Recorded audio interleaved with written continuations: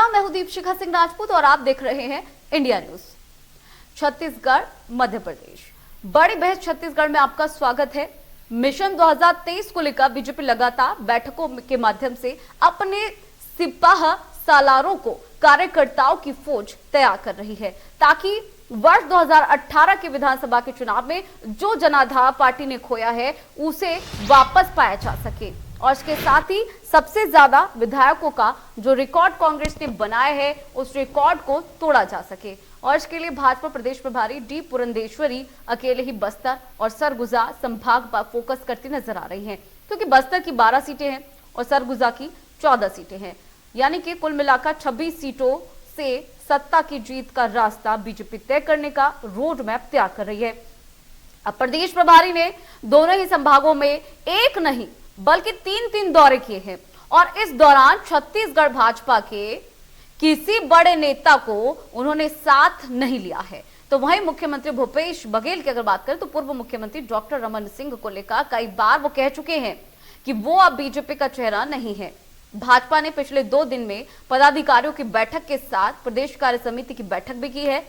इन बैठकों में सीधे तौर पर जनता से जुड़ने का मंत्र दिया गया है। स्थानीय नेताओं को घर छोड़कर अपने अपने क्षेत्र में जाने के लिए कहा गया है और जनहित के मुद्दे उठाने की बात कही गई है। तो एक तरह से ये कह सकते हैं कि बीजेपी जनता जनार्दन के दरबार में अपने सिपह सालारों को, चाहे वो पूर्व विधायक हो या फिर वो पूर्व सांसद हो या फिर वो वर्तमान में सांसद, सभी को वो अपने क्षेत्र में जाने का फरमान सुना रही है। हालांकि चुनाव में अभी 1.5 साल का समय है, लंबा वक्त है, लेकिन इन 1.5 सालों में पिछले 5 साल की भरपाई भाजपा को करनी पड़ेगी और इसके लिए अच्छी खासी मेहनत और मशक्कत भाजपा को करनी पड़ेगी। दूसरी तरफ अगर देखा जाए, कांग्रेस के नेता बीजेपी की बैठकों को लेकर बगैर दूल्हे के बारात निकालने की चाह रख रही भाजपा का तंज कसते नजर आ रहे हैं। कांग्रेस आज जोश से लबरेज है, क्योंकि पिछले 3.5 सालों की अगर बात करें तो सभी उपचुनावों में पार्टी ने जीत दर्ज की है। भाजपा को करारी हार का सामना करना पड़ा है। अब ऐसे में प्रदेश प्रभारी डी पुरंदेश्वरी के सामने नए चेहरे, नई रणनीति के साथ नया जनाधार खड़ा करने की चुनौती है। अब ये देखना होगा कि इस चुनौती का सामना डी पुरंदेश्वरी किस तरह से करती हैं, कैसे करती हैं, पार्टी को सत्ता तक कैसे पहुंचाती है। आज इसी मुद्दे पर हम चर्चा करेंगे। हमारे साथ मेहमानों का एक खास पैनल भी जुड़ेगा। बीजेपी और कांग्रेस का क्या कहना है, पहले वो आपको सुना देते हैं।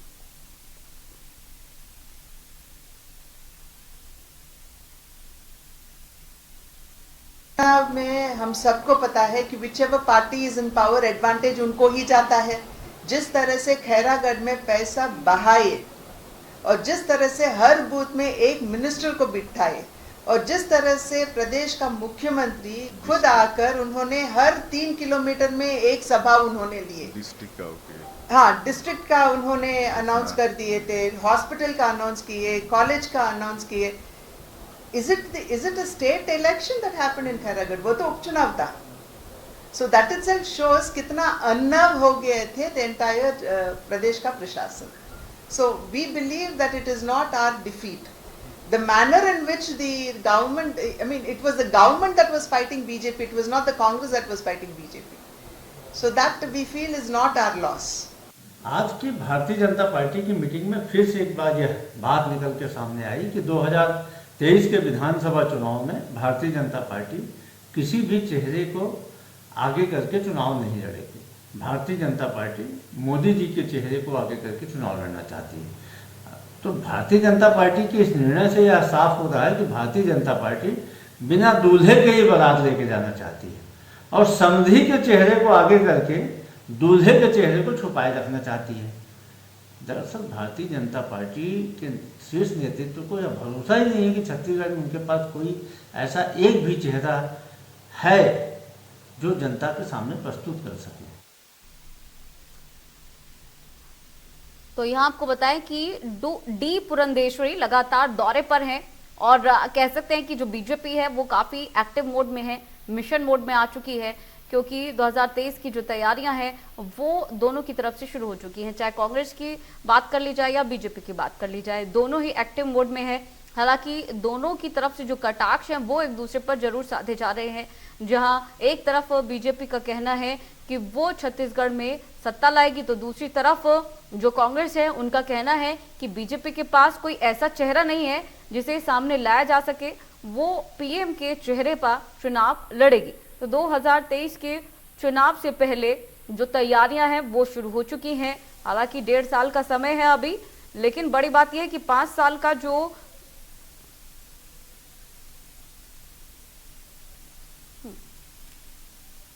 और से चर्चा को आगे बढ़ाएंगे कि बीजेपी का मिशन होगा कितना साकार। इस चर्चा को हम आगे बढ़ाएंगे। हमारे साथ हमारे गेस्ट जुड़ गए हैं, कांग्रेस प्रवक्ता हमारे साथ जुड़े हुए हैं अमित श्रीवास्तव, साथ ही बीजेपी नेता हमारे साथ जुड़े हैं अमित चिमनानी, वरिष्ठ पत्रकार हमारे साथ बने हुए हैं गंगेश द्विवेदी। सबसे पहले गंगेश द्विवेदी जी का रुख कर लेते हैं, वरिष्ठ पत्रकार हैं। गणेश जी, क्योंकि पूरे तरीके से जो है 1.5 साल का समय अभी बचा हुआ है, ऐसे में कांग्रेस और बीजेपी दोनों ही तैयार हैं। जो स्थिति इस वक्त बनी हुई है, क्या कहेंगे इसको लेकर? देखिए, भाजपा 1.5 साल पहले ही अतियुक्ति मोड पर आना शुरू हुई है और भाजपा के सामने बहुत बड़ी चुनौती इसलिए है कि पिछले चुनाव में उनका 10% वोट खिसका और उनकी बड़ी संख्या में उनके सीट भी खिसक गए। पहले नेक टू नेक फाइट होती थी, 4-5 सीट के अंतर से सरकार बनती थी, लेकिन पिछले चुनाव में 68 सीट आया और उसका 2 उपचुनाव के बाद 71 के आसपास 71 कांग्रेस के हो गए। तो एक बड़ी चुनौती भाजपा के सामने है। 15 साल की सरकार रही, 15 साल की सरकार को एक तरह से जनता ने नकारा और बीच की जो बैठकें हुई, भाजपा लगातार बैठकों में यह है कि कार्यकर्ता भी खासे नाराज थे। तो इस बार जो है भाजपा के सामने बहुत बड़ी चुनौती नेतृत्व को लेकर भी है कि जिस मुख्यमंत्री, पूर्व मुख्यमंत्री डॉक्टर रमन सिंह के चेहरे पर वो लगातार चुनाव लड़ते थे, इस बार वो उनका क्रेज नहीं चला पिछले चुनाव में, तो इस बार भी उनको नया चेहरा ढूंढना ही पड़ेगा। और इसलिए ढूंढना पड़ेगा क्योंकि देखिए, अभी लगातार मोदी का नाम आ रहा है, मोदी जी का चेहरा सामने रख के चुनाव लड़ा जाएगा छत्तीसगढ़ में या किसी भी विधानसभा चुनाव में। मेरे हिसाब से स्थानीय स्तर पे, मतलब विभाज्य स्तर पे एक बड़ा चेहरा इसलिए रखना चाहिए किसी पार्टी को, क्योंकि स्थानीय मुद्दों पे चुनाव लड़ा जाता है। मोदी जी लोकसभा के चुनाव के लिए निष्पक्ष रूप से और निर्विवाद रूप से बड़ा चेहरा है। पिछली बार उसका रिजल्ट भी भाजपा को दिखा है, लेकिन इस बार उनके पास कोई बड़ा चेहरा छत्तीसगढ़ में नहीं। और भाजपा बहुत सर्च करती है, बहुत बैठकों के बाद रद्दोबदल करने में, बड़े फैसले लेने में भी सक्षम पार्टी है। मतलब पिछली बार जब चुनाव हुआ था लोकसभा, मतलब विधानसभा चुनाव की हार के बाद पूरी सीट, लोकसभा की सारी सीटें उन्होंने चेंज कर दी, सारे कैंडिडेट रोल में थे, कोई कांग्रेस के प्रत्याशी को नहीं लड़ाया।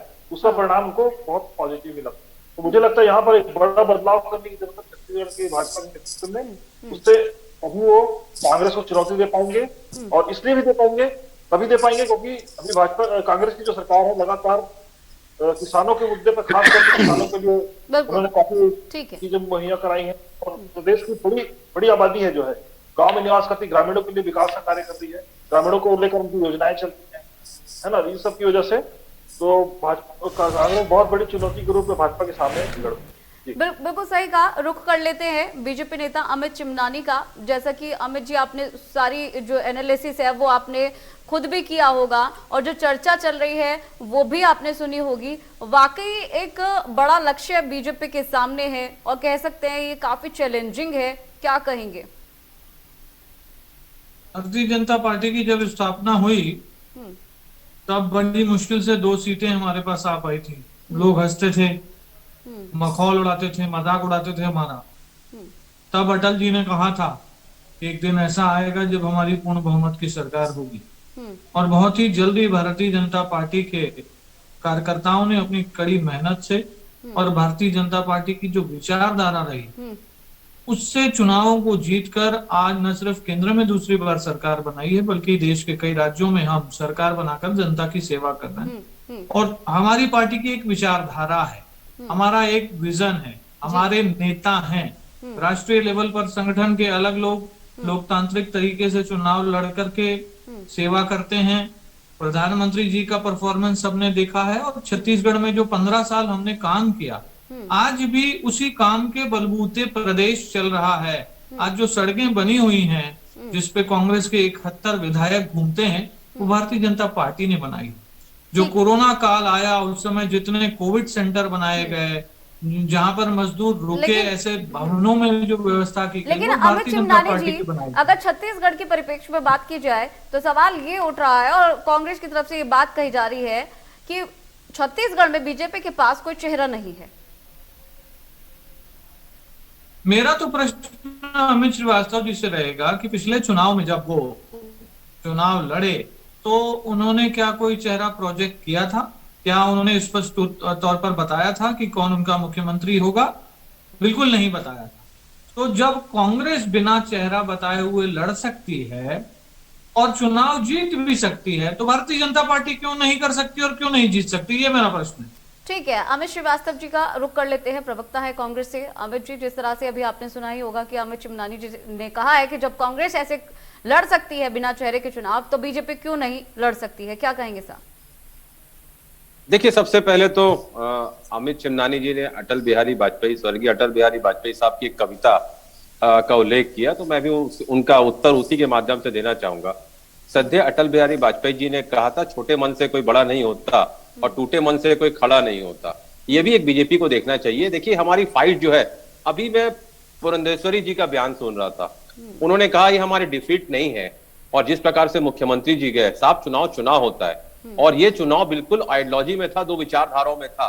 एक आइडियोलॉजी देश में नफरत फैला रही है और एक देश के संवैधानिक संस्थाओं को तोड़ रही है। दूसरे ने 75 सालों में 55 साल उसे जोड़ने का काम किया है। तो हम हमेशा कहते हैं कि our fight is against ideology of hate. और जिस प्रकार से Congress party is all about worker, हमारे यहाँ वर्कर को तवज्जो दिया जाता है। और जिस प्रकार से आदरणीय पुरंदेश्वरी जी ने कहा है, आप देखिए कि लगातार हमारे यहाँ कार्यकर्ताओं की फौज जो लगातार 15 सालों से पूर्ववर्ती सरकार की नीतियों से लड़ती रही, इसलिए हम कहते हैं कि दो विचारधाराओं की लड़ाई 15 सालों तक यहाँ पर चलती रही। और जिस प्रकार से वो तटस्थ रहा, हमारे कार्यकर्ताओं को कांग्रेस भवन में पीटा गया, लेकिन जिस प्रकार की पुलिस से उनको उनके झूठों केसेस में फंसाए गए, लेकिन फिर भी वो कार्यकर्ता लड़ा और आज हमारी प्रदेश में सरकार है। तो निश्चित तौर पे अमित चिमनानी जी ने कहा हमने किसी को प्रोजेक्ट नहीं किया था। साहब, एक एक कार्यकर्ता छत्तीसगढ़ कांग्रेस परिवार का उस पिछला विधानसभा चुनाव लड़ रहा था और ये एक एक कार्यकर्ता की जीत थी। और जो मैंडेट हमें मिला था, जो प्रचंड बहुमत से प्रदेश की जनता ने जो आशीर्वाद और विश्वास हम पे व्यक्त किया था, मुझे बड़ा बताते हुए खुशी हो रही कि वो चाहतों राहतों और नतीजों की दस्तक जो लगातार, अगर आप देखेंगे कि जो 3.5 सालों से जो हम काम कर रहे हैं और यहाँ पर जो लोगों के जीवन स्तर में जो सुधार आया है, जिस प्रकार से हमें खुशी होती है कि जिस प्रकार से हमारी सरकार काम कर रही है, निश्चित तौर पे मुझे ऐसा लगता है कि जो समृद्ध, सशक्त और एक मजबूत छत्तीसगढ़ जो हम बनाना चाहते हैं, हम बहुत करीब उसके हैं। और लगातार छत्तीसगढ़ की जनता को जो उम्मीद हमारे से थी, हमें ऐसा लगता है कि वो फुलफिल लगातार हमारे द्वारा किया जा रहा है। ठीक है, गंगेश द्विवेदी जी का रुख कर लेते हैं। सर, क्या कहेंगे जिस तरह से बीजेपी का कहना है कि अगर चेहरा नहीं है तो भी क्या दिक्कत है? अगर कांग्रेस चुनाव लड़ सकती है तो बीजेपी भी चुनाव लड़ सकती है। और जैसा कि सभी जानते हैं कि पीएम मोदी एक बड़ा चेहरा है। गंगेश सर, क्या कहेंगे इस पूरे मसले को लेकर? निश्चित तौर पर देखिए, ऐसा संभव है, कोई बड़ी बात नहीं, लेकिन नेतृत्व भी एकदम उभर के सामने नहीं आ रहा है। देखिए, पिछले 3 चुनाव में पोस्टर बॉय के रूप में हमेशा पूर्व मुख्यमंत्री रमन को का चेहरा सामने रख लड़ा जाता रहा। तो एक स्वाभाविक तौर पर लोग इच्छा रहती है, जनता के बीच भी चर्चा रहती है, अब भाजपा का नेतृत्व, अगली बार भाजपा चुनाव रहती है तो उसका नेतृत्व करता कौन होगा। और साथ ही क्योंकि पिछले चुनाव का जो परिणाम आया है, उससे तो ये बहुत क्लियर है कि जनता ने सिरे से मंत्रिमंडल समेत पूर्व मुख्यमंत्री को भी खारिज कर दिया है। तो निश्चित तौर पर भाजपा में लगातार इसको लेकर अंदरूनी बैठकों में भी चर्चा हो रही है। तो मुझे लगता है कि इसमें वैसे कोई गुरेज करने वाली बात नहीं है, लेकिन अगर एक चेहरा सामने रख के लड़ेंगे, कोई नया चेहरा लेकर आए भाजपा, तो निश्चित तौर पर लाभ भाजपा को होगा, ऐसा मेरा मानना है।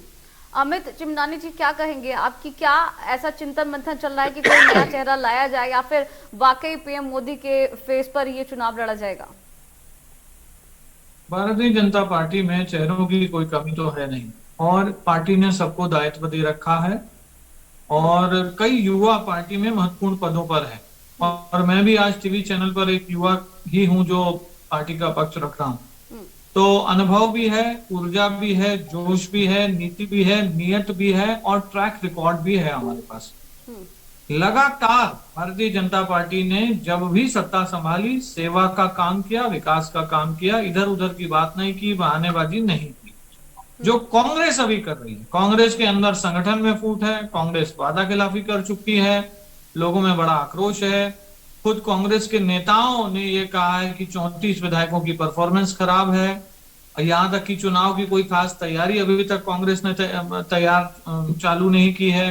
भेंट मुलाकात का जो कार्यक्रम चल रहा है मुख्यमंत्री जी का, वहां लोगों से माइक छीन लिया जा रहा है, वहां महिलाओं से सार्वजनिक रूप से बेइज्जती की जा रही है। लॉ एंड ऑर्डर की आप स्थिति देखिए कि 200 लोग कहीं जा रहे हैं, किसी ढाबे में तोड़फोड़ कर दे रहे हैं, कहीं पे व्यापारियों का सर फोड़ दिया जा रहा है, कहीं 50 लाख की लूट हो जा रही है। ये कांग्रेस का काम है, तो कांग्रेस इस पे जरा जवाब दे। ठीक है, अमित श्रीवास्तव जी आप दीजिए जवाब। देखिए, हर आदमी अपनी उपस्थिति दर्ज कराता है और निश्चित तौर पे अमित चिमनानी ये युवा है, लेकिन मुझे कहते हुए बड़ा दुख हो रहा है कि आपकी पार्टी में आपके प्रवक्ता उपासने जी ने कहा था कि हमारे यहाँ परिश्रम से नहीं परिक्रमा से पद मिलता है, तो आप परिक्रमा किसी बड़े नेता की चालू कर दीजिए, नहीं तो आप में ऊर्जा समाप्त हो जाएगी, तो समाप्त कर दी जाएगी, आगे एक बड़ी बात आगे कह बढ़ने दी है नहीं सर दिया आपने। जाएगा। क्या कहेंगे अमित चिमनानी जी, इस बात का जवाब है आपके पास? मैं कंप्लीट कर लूं प्लीज, मैं कंप्लीट कर नहीं, लूं। जरा मैं जवाब दे देता हूँ अमित जी। अरे सुन लीजिए भाई, अरे आपने लंबा समय लिया है तो थोड़ा सा बढ़िया मुझको भी बोलने का अवसर दीजिए। अरे बढ़िया सुन प्रश्न लीजिए पूछा, उत्तर तो ले लो। सुन लीजिए भाई, देखिए मेरी शुभकामनाएं आपके साथ है, भगवान आपको बहुत आगे बढ़ाए। निश्चित तौर पे आप प्रखर वक्ता है, सब कुछ बढ़िया है, लेकिन आपकी पार्टी में बेसिक डिफरेंस क्या है? पार्टी विद द डिफरेंस की बात करने वाली पार्टी में इतने डिफरेंसेस हैं, और आपके पूर्व प्रदेश अध्यक्ष जी ने कहा था कि हमारे यहाँ चुनाव कार्यकर्ता की वजह से हार गए, और इसीलिए शायद आपके जो मिस कॉल वाले जो सदस्य थे ना, 15 लाख सदस्यों ने आपको वोट नहीं दिया। इसीलिए मैं हमेशा कहता हूं अमित भाई कि पेड़ के कटने का किस्सा नहीं होता अगर कुल्हाड़ी में लकड़ी का हिस्सा नहीं होता। आपको मेरी अग्रिम शुभकामनाएं हैं, लेकिन जिस पार्टी में आप हैं परिक्रमा करना चालू कर दीजिए किसी बड़े नेता की, और आगे के लिए आपको मेरी बहुत शुभकामनाएं। चलिए अमित चिमनानी जी जवाब दीजिए। वैसे अमित श्रीवास्तव जी, मैं अगर आपको बताऊं तो जहां जहां कांग्रेस की सरकार है वहां भी कुछ कम डिफरेंसेस नहीं देखने को मिले हैं। हालांकि छत्तीसगढ़ में आपकी सरकार जरूर है। आज अगर छत्तीसगढ़ के हम विषय में बात कर रहे हैं तो 71 हमारे एमएलए हैं। छत्तीसगढ़ की जनता का असीम प्यार और आशीर्वाद और प्रचंड बहुमत के साथ हम यहाँ पर हैं। और मैंने जैसा कहा 15 साल एक एक कार्यकर्ता ने मैन टू मैन मार्किंग करके यहाँ पर फाइट लड़ी है, और मैंने जैसा आपसे पहले ही कहा कि our fight is against the ideology of hate. हम आप नफरत जो फैला रहे हैं इस देश में, और जिस प्रकार से मैं आपको बता दूं कल 8 वर्ष जो हुए हैं, अब तो लोग कह रहे हैं विकास से नहीं नाता, इन्हें सिर्फ नफरत फैलाना आता है। और जिस प्रकार महंगाई पे चर्चा नहीं करते, डिफरेंट आप ये मैं आपको बता दूं कि ये 4 जो चेहरे जो लगातार इनके यहाँ दावेदारी कर रहे हैं, हम भी अमित जी बोल लेंगे खाली। ठीक है चलिए अमित जी आप दीजिए जवाब। बोल लीजिए अमित चिमनानी बोल लीजिए। बहुत बहुत धन्यवाद कि आपने विपक्ष को बोलने का अवसर दिया। नहीं, विपक्ष को हम दबाना भी नहीं चाहते। एक या दो नेताओं के जो कोर्ट आपने बताए ना, मैं उसको सिरे से खारिज करता हूं, और इन कोर्ट्स को मिस रिप्रेजेंट किया गया है। और जिन दो नेताओं के बारे में आपने बात की उन्होंने खुद भी स्पष्टीकरण दे दिया कि इस प्रकार की बातें नहीं थी। अब मैं दूसरी बात आपके लिए कहना चाहता हूं, आपने बहुत सारे सुझाव सलाहें हमें दी, उसका बहुत बहुत शुक्रिया। हम तो विपक्ष के तौर पर भी काम कर रहे हैं, संगठन में हमारी तैयारियां चालू हो गई। हम बूथ स्तर पर एक लेवल की विस्तारक योजना की चर्चा करके खत्म कर चुके। कांग्रेस पार्टी कहां पर है? एक तरफ राष्ट्रीय स्तर पर आपका चिंतन शिविर चल रहा था माननीय अमित जी, दूसरी तरफ कांग्रेस के बड़े बड़े नेता कांग्रेस छोड़ रहे थे। गुजरात से हार्दिक पटेल चले गए, उसके बाद पंजाब से जाखड़ जी चले गए, आपके हनुमान माने जाने वाले कपिल सिब्बल ने भी पार्टी को छोड़ दिया। कांग्रेस में अब कोई नेता रहना ही नहीं चाहता, बड़े बड़े लोग इसे छोड़ रहे हैं। और टीएस सिंहदेव आप पार्टी के नेताओं से छत्तीसगढ़ में मिल रहे हैं, उन्होंने कहा है कि मेरी अभी भी इच्छा भी है और ऐसा लगता भी है कि नेतृत्व फैसला करेगा, उनको लगता है कि मुख्यमंत्री उनको बनाया जाएगा। तो यहाँ पर छत्तीसगढ़ से लेकर के राष्ट्रीय स्तर पर देखें तो बड़ी फूट आपकी पार्टी में है, वादा खिलाफी हो चुकी है, जनता में भारी आक्रोश है। मेरा भी सुझाव लीजिए, अगर आपने मुझे सुझाव दिया है कि ओवर कॉन्फिडेंस जो है ना वो बहुत ही बुरी चीज होती है। ठीक है। और कांग्रेस पार्टी अति उत्साह में न रहे, जो समय बचा है उसमें जनता की सेवा करें, ठीक है। फिर जनता के पास वोट मांगने जाए, क्योंकि टीएस सिंहदेव ने कहा है हमने वादे पूरे नहीं किए हैं, हम जनता के पास किस मुंह से जाएं? ये मैं नहीं कह रहा। ठीक ठीक है, जल्दी से अपनी बात पूरी कीजिएगा अमित जी, अमित श्रीवास्तव जी। देखिए, तमाम वक्त बीजेपी के लोग चेहरा साफ करते रहे, और मैं वही कह रहा हूं, धूल चेहरे पे थी और वो आईना साफ करते रहे। यही स्थिति आज बीजेपी की है। और ठीक मैं है। तो अग्रिम शुभकामना देना चाहता हूं, मेरे छोटे भाई ठीक है। हैं, लेकिन मैंने जैसा उनको सजेशन दिया है, किसी नेता की परिक्रमा चालू कर दे तो तरक्की तुरंत ठीक है। मिलना चालू हो जाए। ठीक है, लास्ट में गंगेश द्विवेदी जी के पास चल देते हैं। सर, जिस तरह से अभी कांग्रेस की तरफ से कहा जा रहा है कि बीजेपी में काफी डिफरेंसेस चल रहे हैं, और जैसा कि अभी उन्होंने कहा कि गलतफहमी में ना रहे, चेहरे पर धूल है, शीशा साफ करते रहे, एक शायरी भी उन्होंने कही है। दूसरी तरफ बीजेपी की अगर बात करें तो बीजेपी का कहना है कि कांग्रेस के पास उतना वो नहीं है जितना जो बीजेपी का जो स्टैंडर्ड है वो मैच नहीं होता है कांग्रेस की तरफ से। क्या कहेंगे सर गंगेश द्विवेदी जी? देखिए, दोनों ही पार्टियां एक दूसरे के सामने हैं, आमने सामने रही हैं लंबे समय से, अभी भी है, तो आरोप प्रत्यारोप तो स्वाभाविक है, क्योंकि आज बैठक हुई है इसलिए और भी ये प्रासंगिक हो गया है। लेकिन निश्चित तौर पर उनकी पार्टियों के सामने भी चुनौती है, भाजपा के सामने ज्यादा चुनौती है, क्योंकि पिछले परिणाम को अगर फिर से रिपीट होता है तो ठीक है, बहुत ही शर्मा चाहिए, है ना।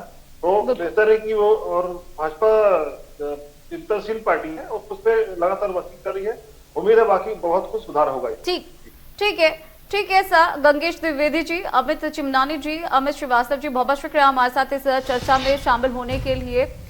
और फिलहाल रुकेंगे एक ब्रेक के लिए। हमारे इस खास कार्यक्रम में इतना ही, बने रहेगा इंडिया न्यूज के साथ।